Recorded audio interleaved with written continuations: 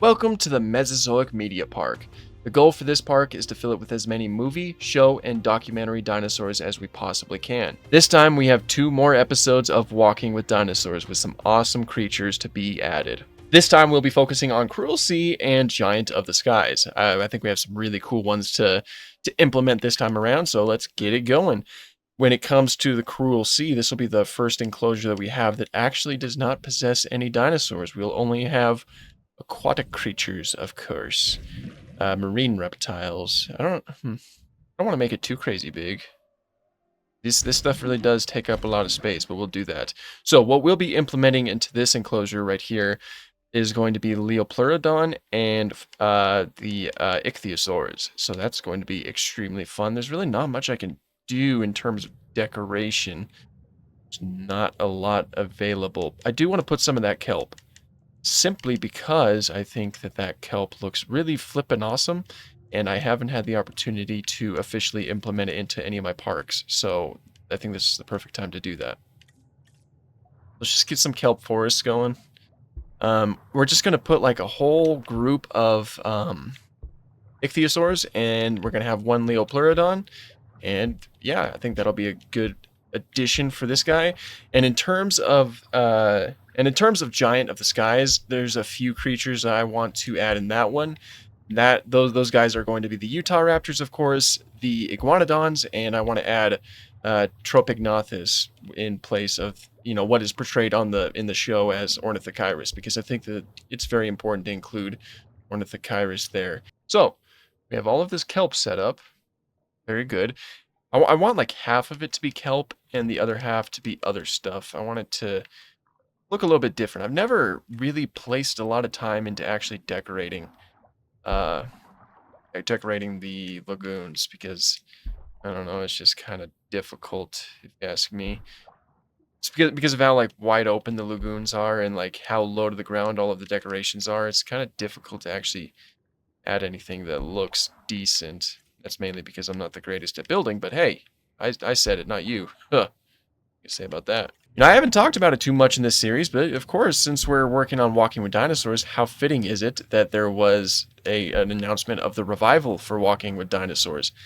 That is really cool. I'm so excited for that. Of course, I already did talk about it in a full video on its own, but again, I haven't mentioned it in this little series right here, so I think this is, kind of perfect timing, I guess, even though it doesn't come out until next year, but hey, neither here nor there. So for the Leopleurodon, I actually have Chronosaurus in place of that because, well, first of all, a lot of people said that I should use Chronosaurus in place of Leopleurodon, and I absolutely agree because I am not a fan of Leopleurodon in this game. It just...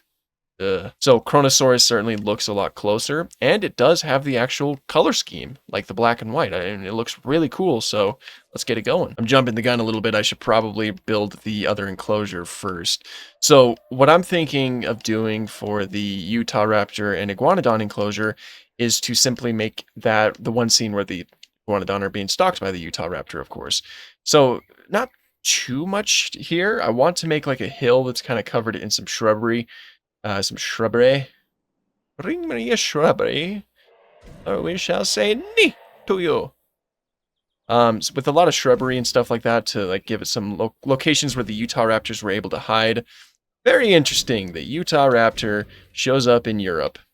This documentary. No evidence of Utah Raptors have been found in Europe. They were found in Utah, in the United States, if the name didn't give it away.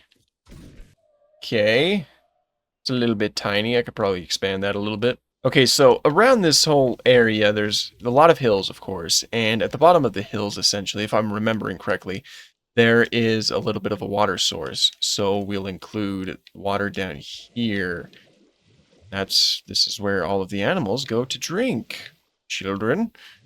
So we'll do that. Make sure everything's kind of level with it.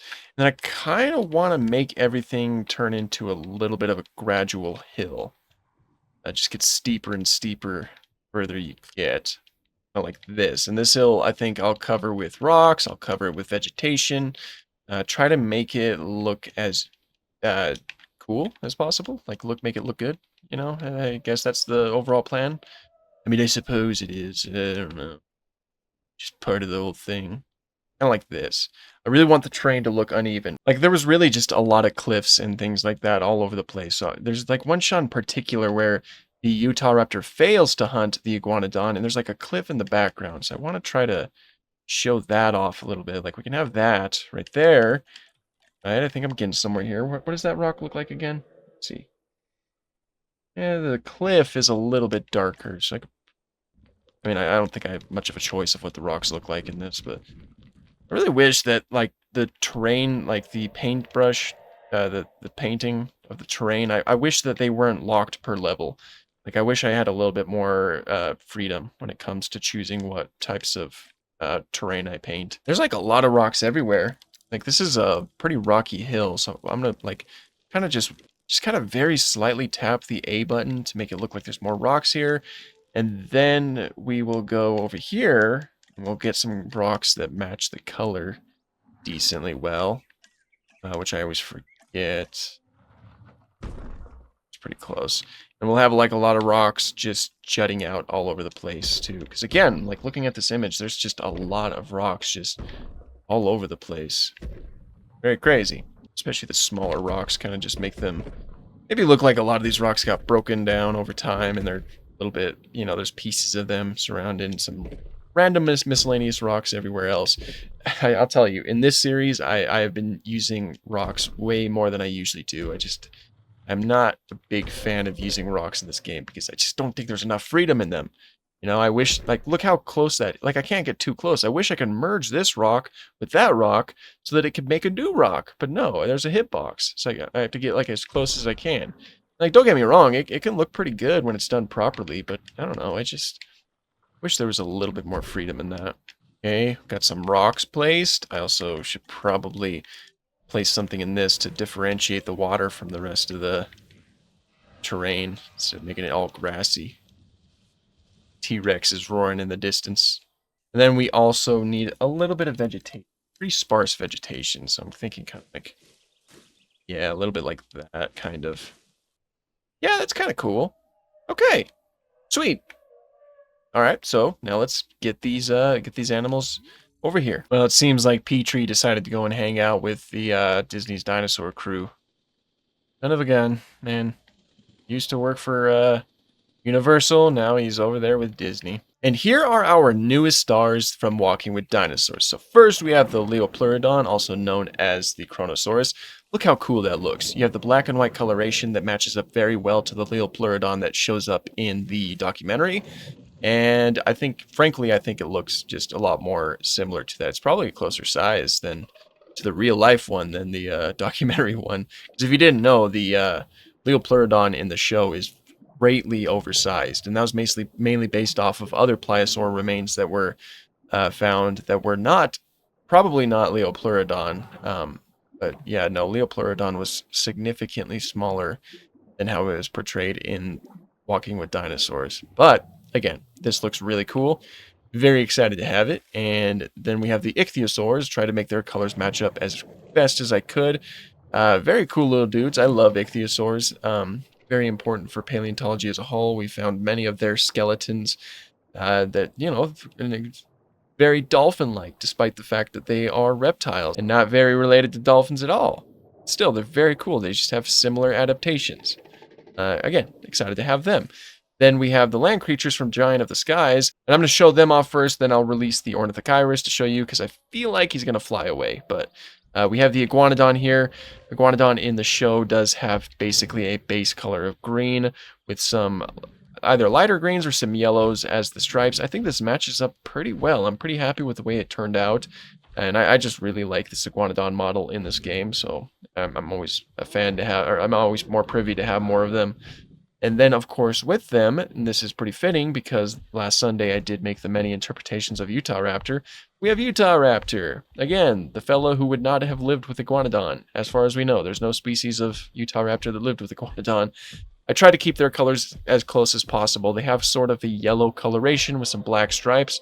I think this does it pretty well, but honestly, I'd be happy with any coloration because I just love the way that this model looks. This model is so flippin' beautiful. One of my favorite models in the game, so I'm very, very happy to have them in the park too. He's got a buddy over here. And they're kind of stalking the iguanodon herd right now, trying to recreate a scene or something like that. Yeah, no, I'm very, very excited. Or I think that they look really good. I just think that they look really good. Very cool. Now we need to get the Tropicnothus in here. Of course, in the documentary, he is known as Ornithochirus. Right here, we just have the Tropicnothus. I believe that the actual, like, it would have actually been Tropicnothus in the documentary. If I'm wrong, though, be sure to correct me. I'm pretty sure that's the case. Anyway, he looks pretty good. The colors match up pretty well. I'm pretty happy with the way that it looks overall. I'm a huge fan of the way that the beak looks. And yeah, this is, I actually kind of like how this enclosure turned out. So yeah, that's it. That's pretty much all I have for this one. Next episode will be another Walking with Dinosaurs. We will wrap it up with the final 2 episodes. Um, I'll probably add another, like, kind of like a bonus one to represent the Jurassic episode. Right now, I just have the Ballad of Big Al in place of that. But I'm trying to keep this at like 2 at a time type thing, because I do want to get to more paleo projects. I don't want to spend all of our time on Walking with Dinosaurs. But if you enjoyed this video, then make sure you leave a like and a comment. And if you want, you can consider subscribing. You know, this is a great place to find some awesome dinosaur content if that's more your style. And yeah, have an awesome day.